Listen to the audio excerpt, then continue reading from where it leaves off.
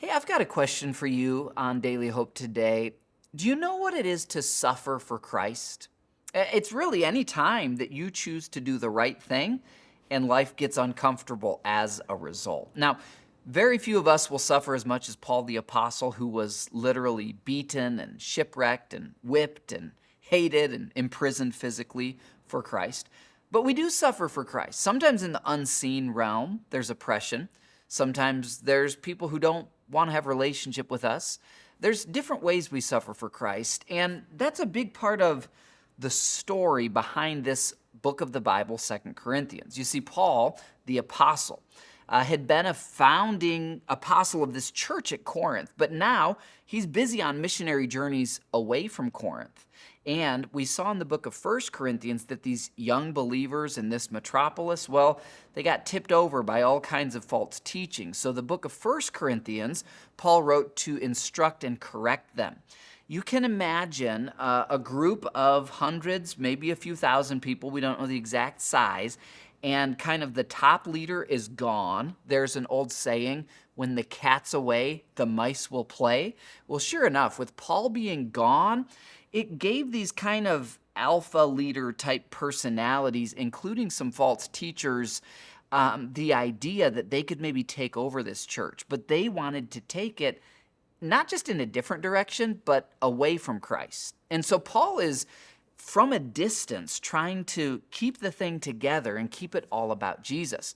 That's what the book of 1 Corinthians was. Well, in response to 1 Corinthians, most of the church was like, yeah, Paul's right, and he's an apostle, and this is from God, and we need to do what Paul said. But there were naysayers. These naysayers started to slander Paul.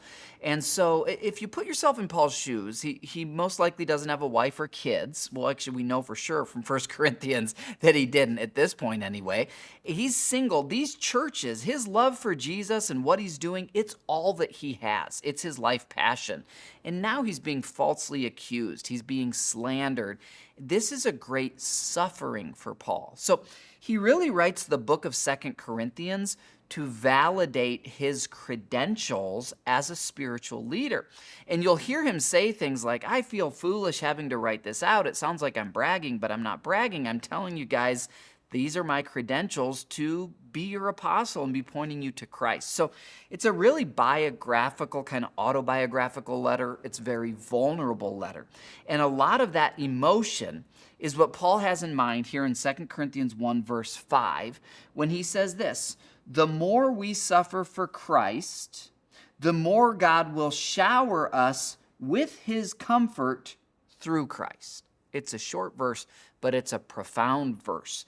And Paul can speak with authority. We're going to learn in this letter about his physical thorn in the flesh, which was a messenger of Satan sent to torment him, physical maladies that he had, relational hatred that he experienced, all kinds of suffering upon suffering.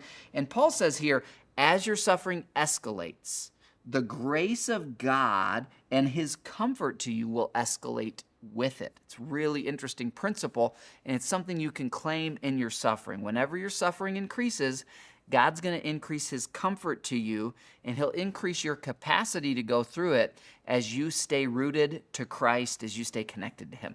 I'll see you tomorrow for more Daily Hope.